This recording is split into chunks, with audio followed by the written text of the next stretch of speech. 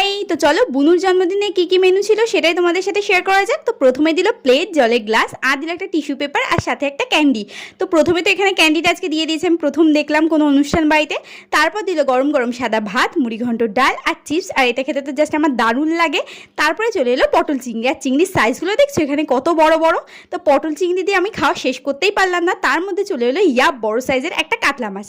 আর কাতলা মাছের পিসটা এত বড় ছিল যে আমি একা একটা পিসে শেষই করতে পারিনি। তারপর তো কাতলা মাছটাকে ভালো করে লেবু দিয়ে খেলাম, আর দেন এলো এই স্যালাড। তো স্যালাডের পরে চলে এলো চিকেন কষা। চিকেন কষাটা না বেশ ঘরোয়া স্টাইলে রান্না করেছিল, ভীষণ লাইট হয়েছিল। তো চিকেন কষাটা দিয়ে তো একটু ভাত খেলাম।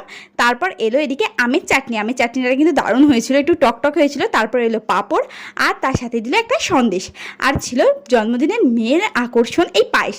আর রসগোল্লা যেহেতু আমি খাই না, তাই একটুখানি টেস্ট করার জন্য রেখে বাদবাকিটুকুনি মিমিকে দিয়ে দিই। আর সবার লাস্টেতে দিয়েছিল জন্মদিনের স্পেশাল কেক।